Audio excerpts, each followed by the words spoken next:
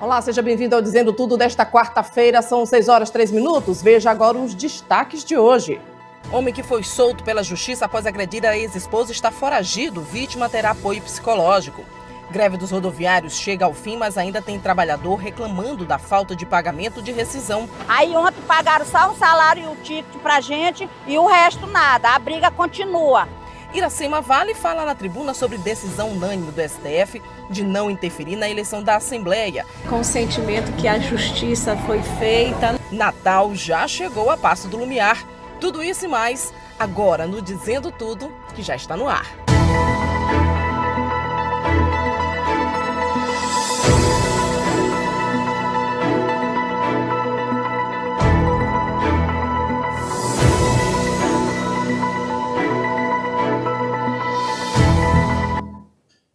Olá, boa noite para você. São 6h04. Daqui a pouco aqui no estúdio também uma entrevista especial com o deputado estadual Ricardo Arruda. Mas antes, a Justiça do Maranhão determinou a prisão preventiva de Raidon Maia de Brito, flagrado agredido a ex-esposa Imperatriz na região tocantina. A violência ocorreu na presença do filho do casal, que registrou o crime em vídeo e acionou a polícia. Raidon havia sido preso em flagrante no sábado, logo após o episódio, mas acabou liberado durante a audiência de custódia no domingo. A soltura foi determinada pelo juiz plantonista da comarca de Imperatriz, Frederico Feitosa de Oliveira, mesmo diante do histórico criminal do suspeito, que já foi condenado por homicídio em 2012. Agora, ele está foragido, mesmo com a decisão da justiça que ele seja de volta preso. E olha, falar da política aqui, a presidente da Assembleia Legislativa do Maranhão, deputada Iracema Vale, repercutiu na manhã de hoje, na sessão plenária, a decisão do Supremo Tribunal Federal que confirmou o resultado da eleição para a presidência da Casa e garantiu a permanência dela no comando no Legislativo. Com o voto do ministro Edson Fachin, o STF encerrou, isso na segunda, a ação direta de inconstitucionalidade de autoria do Partido Solidariedade, questionando o resultado da eleição para a presidência da Lema, realizada em novembro do ano passado. Dessa maneira, 10 ministros se manifestaram a favor de Iracema. Foi encerrado oficialmente no Supremo Tribunal Federal nesta terça-feira o julgamento da ação direta de inconstitucionalidade sobre o critério da idade para desempate na última eleição da mesa diretora da Assembleia Legislativa do Maranhão. Após o voto do atual presidente da Corte, o ministro Edson Fachin, a presidente do Parlamento Estadual, deputada Iracema Vale, conseguiu 10 votos a 0 pela manutenção do resultado do pleito realizado em novembro do ano passado. Depois de um julgamento que se estendeu por um ano, o STF agora legitima o pleito, mantendo o que está previsto no regimento interno da Assembleia Legislativa do Maranhão. Com tranquilidade, com o sentimento que a justiça foi feita, não com a Iracema, primeira mulher em 200 anos na Assembleia Legislativa, presidente, mas com a Casa, com a instituição Assembleia Legislativa, com o cumprimento do regimento interno dessa Casa, um regimento que foi criado pela Casa há mais de 30 anos. E nesse momento se opina, né, o Supremo, ele registra que a Casa, constitucionalmente, tem direito a fazer os seus critérios de desempate. Então, vence o povo do Maranhão, vence a Assembleia Legislativa do Maranhão. Lembrando que a última eleição para a mesa diretora aqui da Assembleia Legislativa terminou com um empate de 21 votos para a atual presidente, Iracema Vale, e 21 votos também para o ex-presidente do Parlamento, o deputado estadual Otelino Neto. Um resultado histórico que nunca havia acontecido aqui na Assembleia Legislativa do Maranhão. Em decorrência disso, o Partido Solidariedade entrou com uma ação contestando o critério da idade para desempate na eleição aqui no Parlamento Estadual. Mas agora está confirmada a validade do pleito realizado em novembro do ano passado, que teve como vencedora a atual presidente, a deputada estadual Iracema Vale. Ainda falando de parlamento, o deputado estadual Ricardo Arruda, do MDB, voltou a protagonizar um dos avanços mais aguardados pela população de Grajaú, a modernização completa do terminal rodoviário do município, um equipamento histórico construído na década de 1980. E já que não é atendida essa necessidade na cidade há muito tempo, para falar sobre esse assunto e outros ali da região, não somente de Grajaú, mas também de todo o Maranhão, o deputado Ricardo Arruda. Muito obrigado por aceitar o convite, por trazer informações direto da Assembleia para a gente. Muito boa noite, deputado. Boa noite, Daniela. É uma satisfação muito grande estar aqui nesse programa, para que nós possamos dizer tudo, né? Como já diz o programa. Uma satisfação muito grande estar participando de você aqui nesse momento desse programa. O que significa esse terminal chegando à cidade de Grajaú? Daniela, na verdade é uma conquista muito grande. O terminal rodoviário que havia em Grajaú, ele ainda é da década de 80. O prefeito Messiel Arruda, no seu primeiro mandato, construiu aquele terminal rodoviário. De lá para cá, a cidade cresceu, se desenvolveu, recebeu um fluxo maior de veículos, enfim, a cidade mudou e o terminal se manteve praticamente estacionado. E aí, ainda no mandato do prefeito Messiel, que encerrou no final do ano passado, foi feito um projeto não de construção de um novo terminal, mas de modernização do terminal que já havia. Por quê? Porque já havia toda uma atividade econômica estabelecida no entorno do terminal. Se pegasse, por exemplo, esse terminal e colocasse, digamos assim, na margem da rodovia, algum local que talvez, do ponto de vista rodoviário, fosse mais adequado, mas, por outro lado, com relação às atividades econômicas, prejudicaria. Então, foi feito um projeto de modernização, de requalificação completa do terminal. Esse projeto ficou preparado, mas ainda não tinha tido a oportunidade de colocar em prática. Procurei o governador Carlos Brandão, juntamente com a presidente Iracema Vale, mostramos a importância dessa obra, o quanto Grajaú necessitava desse investimento logístico, e o governador prontamente se comprometeu a realizar a obra, que muito em breve vai começar.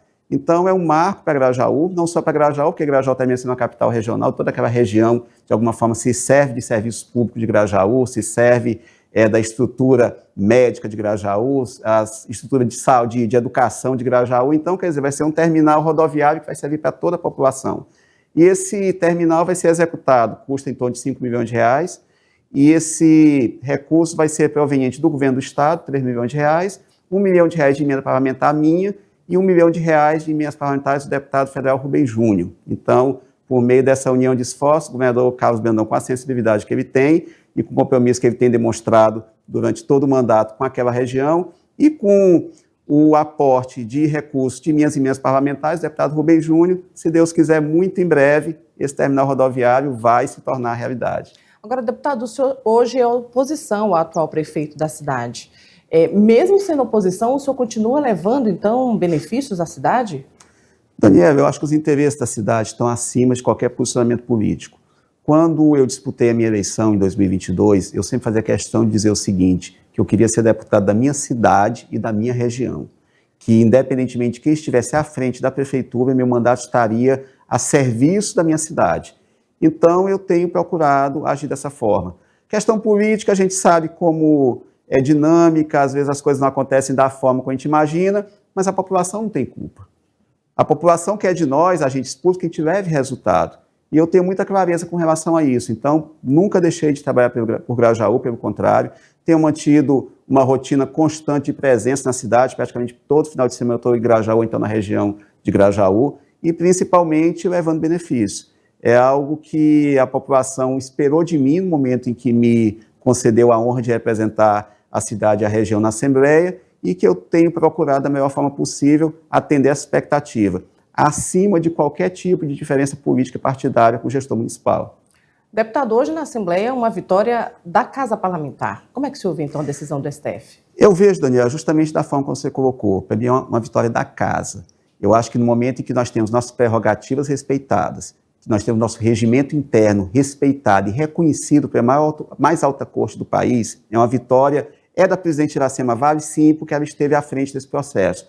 Mas, a meu ver, é uma vitória da Casa, demonstrando que a Casa tem autonomia, a Casa tem as prerrogativas para gerir o seu processo interno de eleição da mesa diretora, e o que o Supremo disse foi justamente isso, quer dizer, a presidente Iracema Vale foi eleita num processo legal, seguindo estritamente o que previa o regimento interno, que não se tratou de um casuísmo, era um critério que já havia desde a década de 90, então, basicamente, o Supremo confirmou aquilo que nós todos já sabíamos. E me digo, para mim não foi surpresa nenhuma, porque eu já esperava, justamente porque eu tinha a certeza e a convicção da lisura do processo e da legitimidade da eleição da presidente Iracema Vale. O senhor do MDB, sexta-feira tem convenção. Como é que vai ser, então, a expectativa? Tem mudança, inclusive, no partido? Exatamente. O MDB tem se fortalecido ao longo dos últimos anos. aumentou significativamente a quantidade de prefeitos, de vereadores, de vice-prefeitos.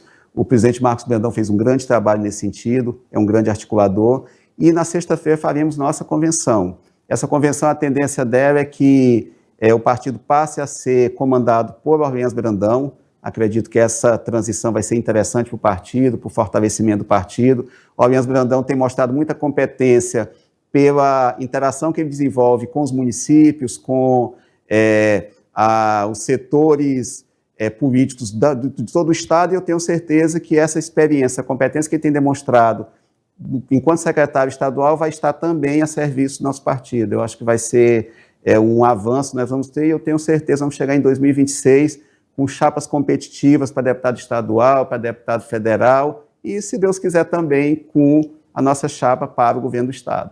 Novos deputados também devem entrar, troca de partido, como é que está a negociação, por exemplo, com Iracema Vale? Eu acredito que sim, eu acredito que o MDB tende a ser aquilo que talvez o PSB tenha sido na eleição passada, seja o chapão, seja a chapa que vai reunir a maior quantidade de deputados de mandato, de lideranças expressivas do Estado, e o que eu acho que é bom para todo mundo, porque se você consegue construir uma chapa que ela é consistente, que ela é equilibrada, de cima a baixo, é o que sempre fala, quer dizer, que a chapa tem que ter cabeça, mas tem que ter rabo também, tem que ser uma chapa equilibrada de ponta a ponta. Eu tenho certeza que o Orleans, com a capacidade de articulação que ele tem, o presidente Iracema Vale, que eu torço que venha para o MDB, eu até brinquei com ela, disse, presidente, a senhora vai já assinar a ficha de filiação na sexta-feira, ela ficou sorrindo, eu torço que ela venha para o MDB, e eu acredito que nós vamos fazer uma grande chapa, vamos fazer uma grande bancada, não só na Assembleia Legislativa, como também na Câmara Federal. O trabalho já vem sendo alcançado e desenvolvido também, trabalho voltado não só para Grajaú, em todo o Maranhão. De forma resumida, como é que está sendo o trabalho como parlamentar? Daniela, a gente procura fundamentar nosso mandato em duas bases, trabalho e presença. Presença porque se você não se faz presente na base, se você não conhece a realidade social, se você não busca ouvir as pessoas, você não sabe aquilo que de fato é mais necessário e mais urgente. Então, praticamente todos os finais de semana estou viajando, estou visitando meus municípios, os municípios atuam politicamente. Com base nessas demandas, desse subsídio que eu recebo da base, isso fundamenta minha atuação parlamentar e minha busca de benefícios junto ao governo do Estado. Então, tem sido uma rotina durante esses 3 anos, tem sido muito gratificante, porque a gente tem aquela sensação de ver as coisas acontecendo, de ver, por exemplo, uma obra grande como o terminal rodoviário, mas ver, por exemplo, um poço artesiano chegando lá em São João do Paraíso, no setor Oliveira do São João do Paraíso. Então, você vê obras pequenas e grandes acontecendo ao mesmo tempo e que, de alguma forma, você teve tua atuação que permitiu que essas obras chegassem. Então, eu acho que isso é que legitima a nossa atuação enquanto político, enquanto agente público. É a capacidade que a gente pode ter de utilizar o mandato que o povo concedeu para transformar esse mandato em realização e benefício para a população. Eu acho que isso é o que dá sentido. É verdade. Deputado, agradeço a presença, esclarecimento e até a próxima. Daniel, eu te agradeço a oportunidade, parabenizo pelo programa e desejo muita sorte, tanto a você como a emissora. Obrigada. A gente faz o intervalo, em instantes tem destaques de Brasília com Nildo Costa. Fique agora com imagens ao vivo da Avenida Beira-Mar, em frente à Refez. A gente volta já já, são 6h17. Dizendo tudo, volta em instantes.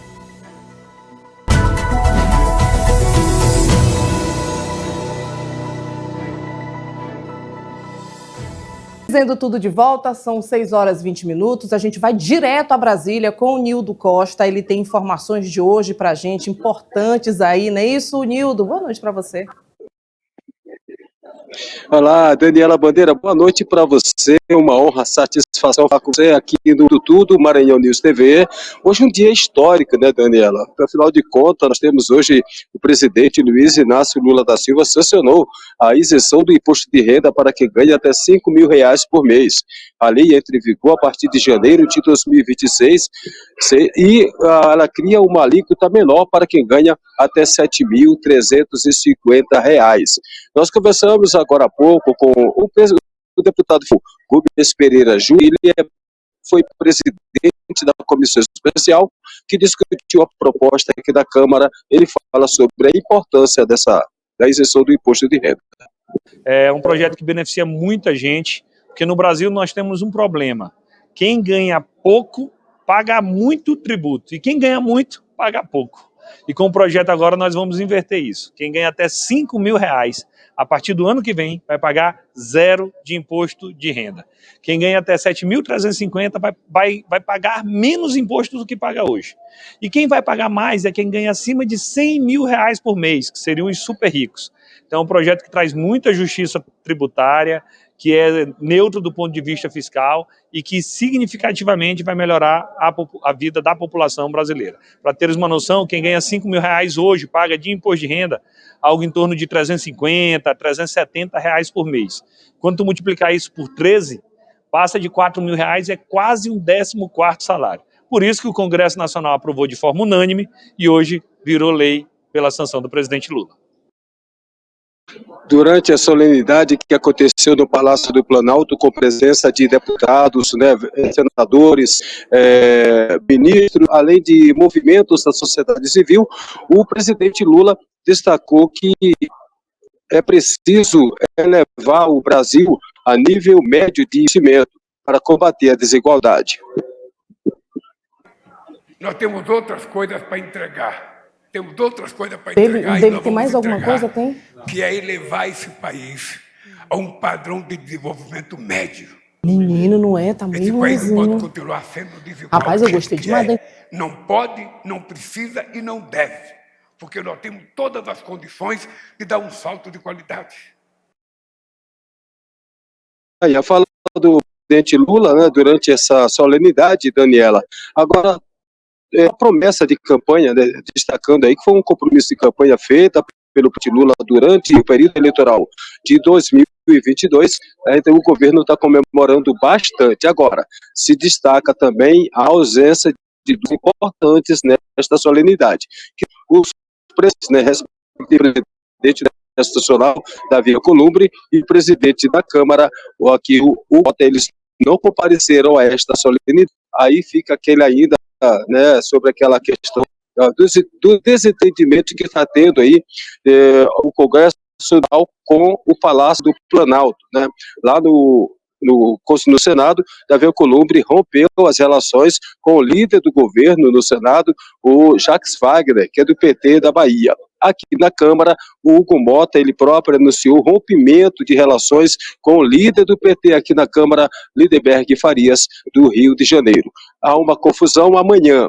Tem a sessão do Congresso Nacional, a sessão conjunta, né, do Congresso Nacional, e é um termômetro grande para o governo, porque serão apreciados 63 vetos, e a expectativa é de que 30 deles serão derrubados aqui pelos deputados e senadores. Entre eles, o que trata sobre o licenciamento, a nova lei do licenciamento ambiental, que o governo aí está correndo para que isso não aconteça. É um termômetro amanhã para o Congresso. Aí a outra confusão que está havendo também é sobre a nomeação, a indicação, melhor dizendo, do advogado-geral da União, Jorge Messias.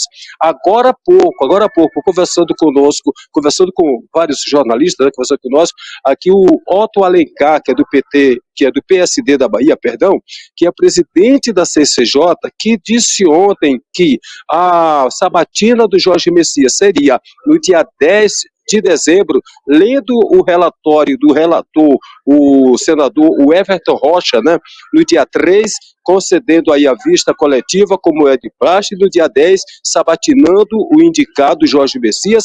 Ele falou agora há pouco que não está certo isso não, que não está seguro, porque o governo, segundo ele, o governo ainda não enviou ao Senado Federal o documento oficial de indicação de Jorge Messias. Mas aí fica aquela pergunta, se saiu no Diário Oficial da União, como é que esse documento ainda não foi enviado ao Senado Federal? Segundo ele, aguarda isso acontecer, o envio desse documento, e se isso demorar demais, a sabatina do indicado Jorge Messias fica para o próximo ano. Um levantamento feito, o indicado que hoje esteve visitando, fez a primeira visita corpo a corpo no Senado Federal, ele teve hoje à tarde no gabinete da senadora Elisiane Gama, do PSD do Maranhão, já para tentar conversar ali. Aí eu disse assim, mas eu fiquei na dúvida, né, Daniela, como é que ele já está visitando se o documento ainda não foi enviado? Eu não estou indo alguma coisa que não está certa, que está errado, que não está certo, né? Então, uma coisa que falam desse jeito aí, né? Uma coisa que está errada, que não está certo. Então, há uma confusão de informações, há uma confusão de entendimento. O certo é que, segundo informações, ele conta com 35, 36 votos apenas, que não é o suficiente para ser aí eleito, né, para referendar a indicação do presidente Lula. E isso está pesando bastante. Mas o que está pesando mesmo na indicação do Jorge Messias é a idade. 45 anos ele tem. E para a avaliação de muitos parlamentares com quem nós estivemos conversando, é muito pouco, porque são 30 anos como ministro do Supremo Tribunal Federal, já que aí a idade, né, o limite lá são 75 anos. Então, se ele tem 45, 30 anos. Aí um dos líderes hoje conversando conosco disse assim, então, já pensou, você faz um concurso público, você exerce o cargo de concurso, se aposenta e o ministro ainda está no cargo de ministro do Supremo Tribunal Federal. É muito tempo. A idade também dele está pesando nessa decisão. Algo errado não está certo. É verdade. Exatamente. Obrigada, Nildo. Exatamente. Boa noite. Bom descanso para você. Boa noite, Daniela. Ok. Olha, depois que a Prefeitura de São Luís efetivou o repasse do subsídio e o Sindicato das Empresas de Transporte honrou com o pagamento dos rodoviários, hoje foi encerrada a greve de 2 empresas do transporte público da capital por falta de pagamento dos salários. Mas teve trabalhador que ainda reclamou da falta de repasse. Após 12 dias de movimento grevista, os rodoviários da empresa 1001 voltaram aos trabalhos nas primeiras horas desta quarta-feira, retomando o atendimento a cerca de 15 bairros aqui da capital maranhense. Essa volta aconteceu pelo pagamento dos salários do ticket alimentação, que aconteceu ainda ontem. Lembrando que o Tribunal Regional do Trabalho determinou, na terça-feira, o repasse do subsídio pela Prefeitura de São Luís diretamente na conta do Sindicato das Empresas de Transporte de Passageiros. A gestão municipal informou que acatou a decisão e que faria o respectivo pagamento. Esse repasse aconteceu ontem e aí, no mesmo dia, os rodoviários receberam por parte do sindicato da categoria esses pagamentos relativos ao salário e ao ticket alimentação, retomando a normalidade nesses 15 bairros aqui da capital maranhense. Mas aqui em frente à 1001, um movimento ainda existe de cerca de 230 profissionais que foram desligados no final de outubro, mas que vão continuar reivindicando direitos trabalhistas relativos à rescisão contratual, e a gente ouviu esses profissionais. A gente estava reivindicando nossos direitos trabalhistas, fomos demitidos sem direito a nada. Aí ontem pagaram só um salário e o ticket pra gente e o resto nada. A briga continua. A gente não vai sair daqui enquanto a gente não tiver mais resposta. Trabalhamos, não estamos pedindo nada para ele. Estamos pedindo só o que é nosso por direito. Sempre foi isso que a gente reivindicou desde o início. Desde o dia 1º que a gente assinou aqui o aviso prévio, indenizado. Como a gente voltou em 10 dias, em 10 dias depois, chegamos aqui, não tinha nada, e a gente acionou o sindicato. Aí o sindicato tomou conhecimento, ele falou que não tinha dinheiro para pagar nossas rescisões de contrato, e o sindicato emitiu um ofício, aí na sexta-feira foi que a gente começou a paralisação. Então, só reforçando que apesar desse movimento de profissionais que foram desligados da empresa e que saíram sem direitos trabalhistas repassados por parte dos empresários da 1001, o movimento grevista de suspensão das atividades acabou com o pagamento dos salários e do ticket alimentação referente ao último mês. A normalidade já foi retomada em cerca de 15 bairros aqui da capital maranhense, com os ônibus coletivos já circulando pela capital desde as primeiras horas desta quarta-feira. Obrigada, Daniel, por suas informações. Ônibus voltaram a circular e muitos deles ficaram no prego. E assim a gente encerra a edição de hoje, dizendo tudo volta amanhã às 18 horas. Lembrando que meio-dia em ponto tem Papo Aberto com Érica Palha. A gente volta amanhã às 18 horas. Eu espero você aqui. Até lá. Tchau.